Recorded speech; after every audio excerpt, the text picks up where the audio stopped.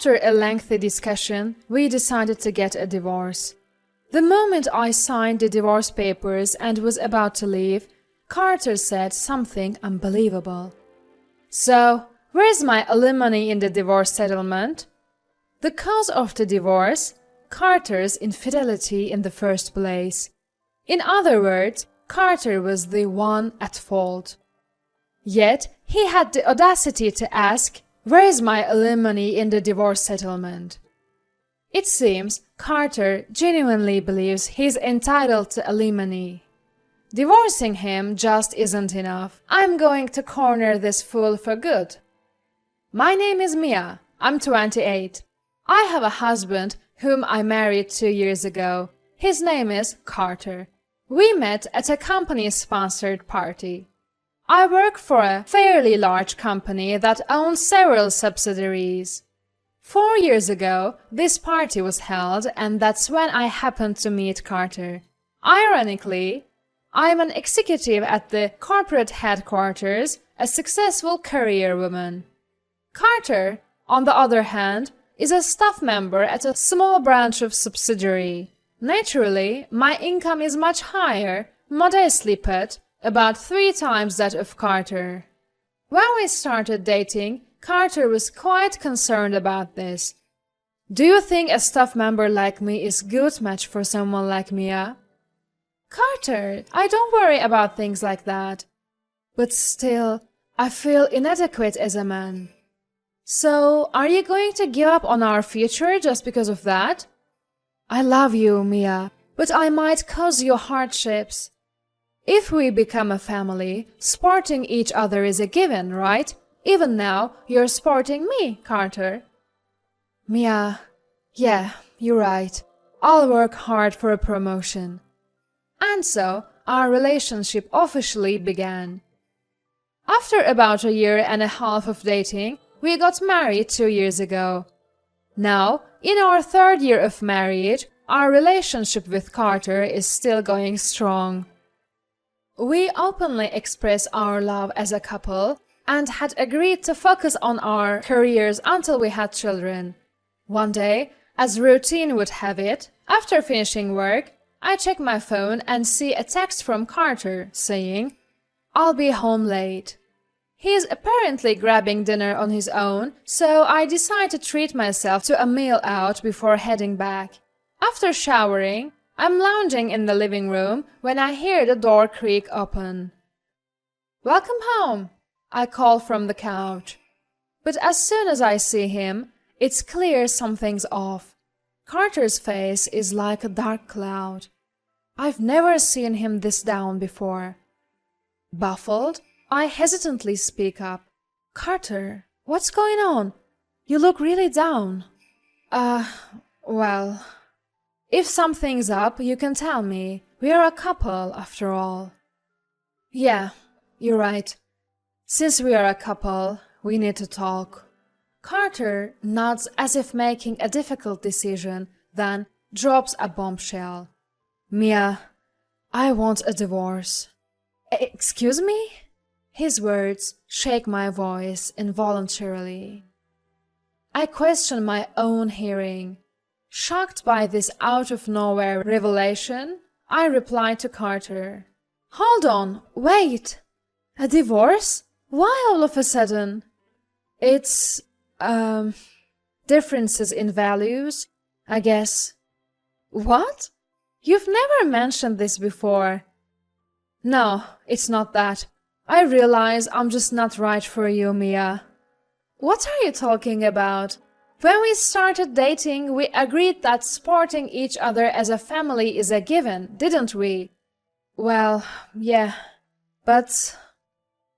Carter avoids eye contact, stumbling over his words. His behavior was nothing short of suspicious. He is definitely hiding something. Convinced of this, I confront Carter, raising my voice. "So, you're still dodging the issue? What are you talking about?" "It's weird, Carter. You suddenly want a divorce out of the blue? Differences in values? That's just an excuse. There's another reason, isn't there?" "That is..." "Enough! Just tell me already. Tears brimming, I make my plea, and Carter shows an uncomfortable face. Realizing he can't keep hiding, he drops another bomb. She's pregnant. What? Pregnant? Who is? My girlfriend. Girlfriend? Whose girlfriend are you talking about? My girlfriend is pregnant. That's why I want a divorce. Carter's been cheating. Typically in dramas, you see wives wrapped in anger, grabbing their cheating husband by the collar or cursing them out the moment they found out. But I'm feeling none of that. Instead, my love for Carter cools instantly. My ability to make swift judgments, cutting off anything unnecessary, has contributed to my career growth. What's no longer needed should be discarded immediately. This decisive action has indeed fueled my ascent in the corporate world. This time, I labeled Carter as unnecessary in my life. That's all there is to it. Ignoring how I feel, Carter awkwardly peeks at my reactions.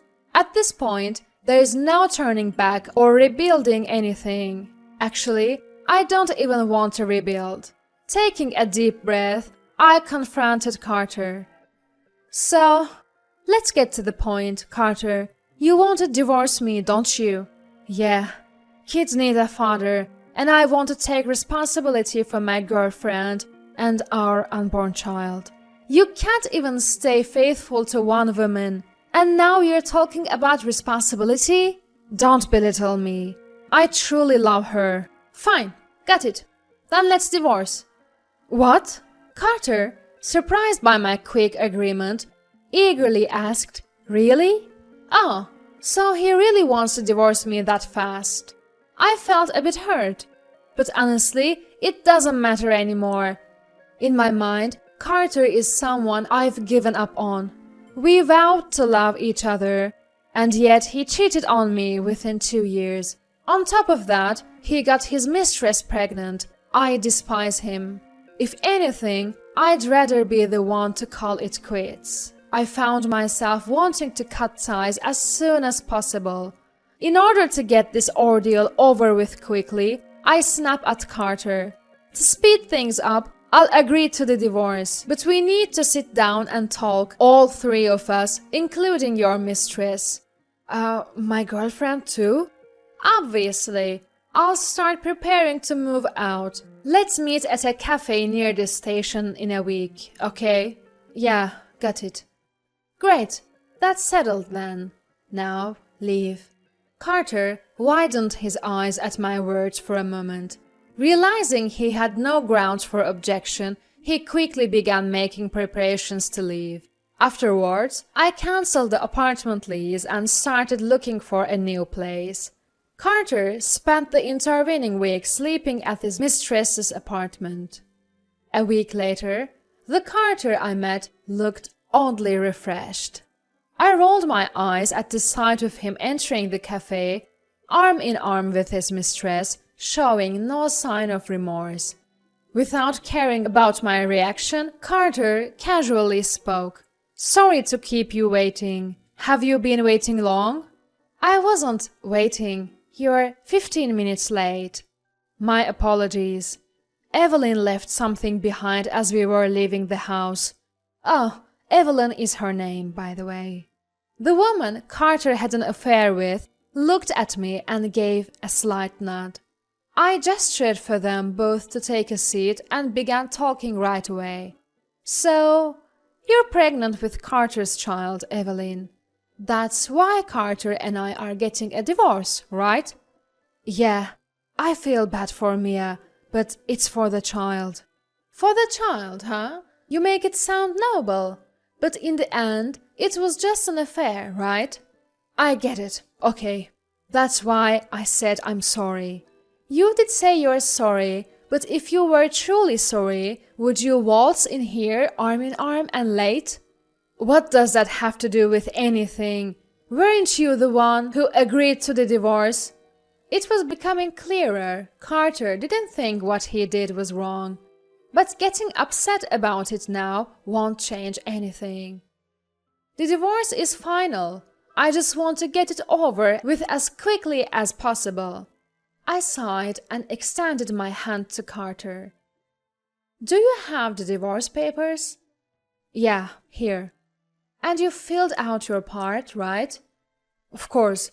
All that's left is for you to sign and submit it. All right, I'll sign it now. I took the envelope containing the divorce papers and spread them on the table. I signed my section. When I glanced up, Carter and Evelyn looked like a childish couple holding hands and gazing at each other. At this point, I'm beyond anger and irritation.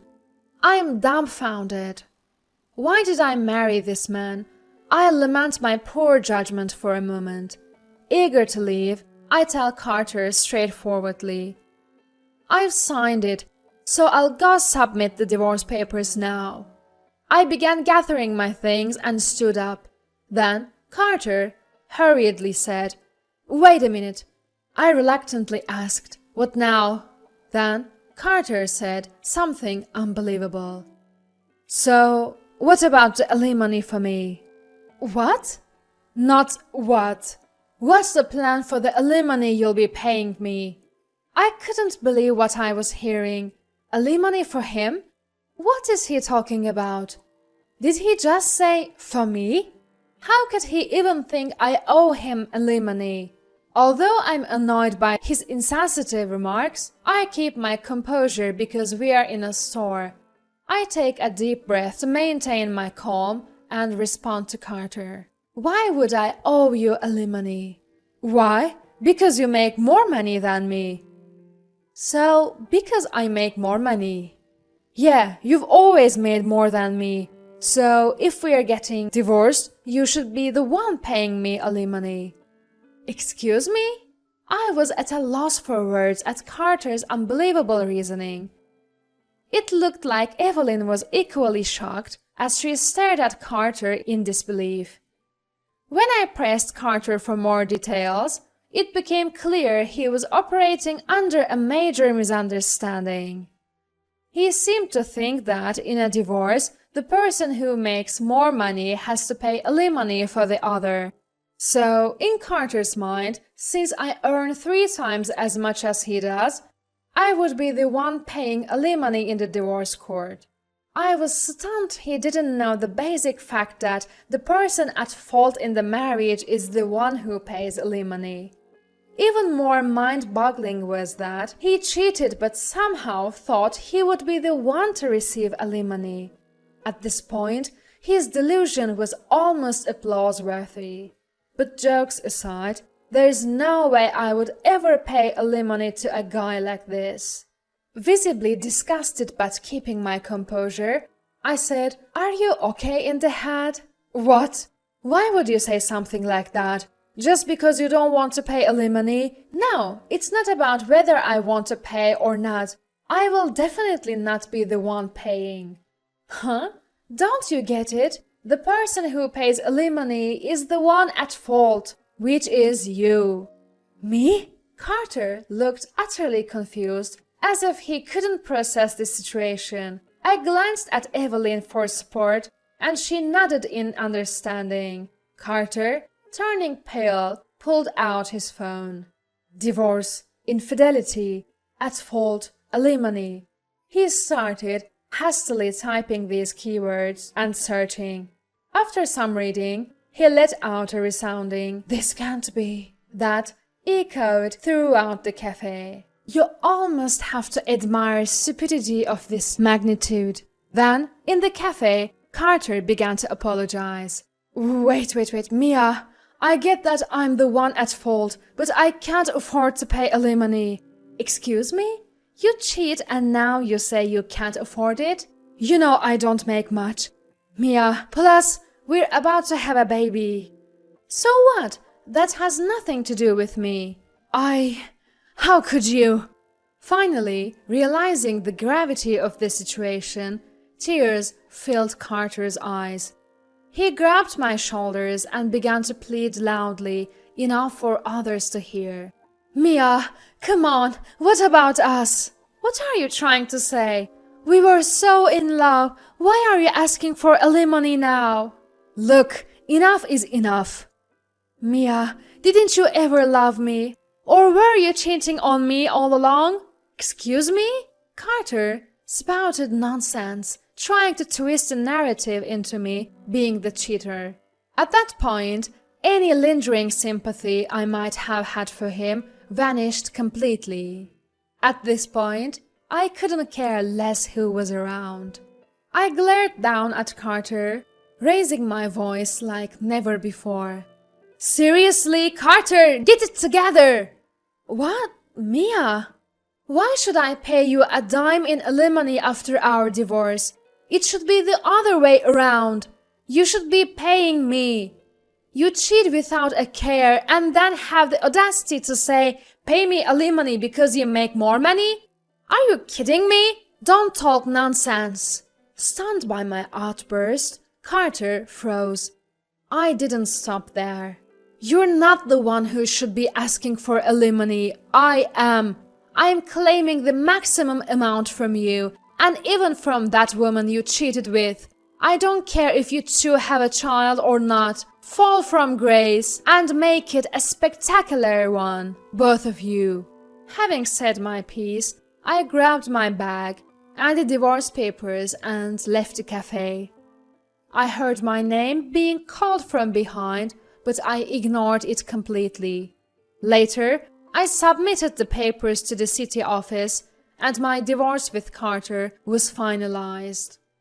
Thanks to my lawyer, I was able to claim alimony smoothly. I billed Carter for $30,000 and Evelyn for $10,000. They both begged for a reduction, but I shrugged it off. They had to borrow money from all sorts of places to pay me. Even with a child on the way, they ended up in debt. I cancelled the lease on our apartment and moved into a new home, telling no one the address. I explained the situation to my employer and requested a transfer. I was assigned to a branch near my new home. Now, I won't have to see Carter ever again. On the other hand, it seems Carter has successfully remarried Evelyn afterward. I heard he quit his job. Well, got fired is more like it. Though they talked about doing it for their coming child, their future doesn't look bright. Continuing the story, adding more interest to it, it turns out that one of Carter's co-workers happened to be in the same store where we had our divorce discussion. The co-worker apparently overheard the entire conversation, and it became the talk of the office. Now, Carter is getting cold stares from everyone. Did you hear? He cheated and still asked his wife for alimony. Really? Disgusting. Stupid too. Poor wife. Yeah, he was like, she earns more, so she should pay me alimony. Crazy, huh? That's just unbelievable. Makes me sick. Eventually, Carter was encouraged to resign and is now juggling part-time jobs while looking for a new full-time position. Despite Evelyn being pregnant, he works from morning till night. Debt from the divorce settlement, future child support. Just imagining it totals up to a huge amount. Can Carter and his new family really bear the burden? Chances are happiness won't be coming their way anytime soon. But I don't pity them. They deserve to struggle. Though the divorce was a setback for me, I feel fortunate that it happened before kids were involved. From now on, I plan to invest both time and money in my own happiness.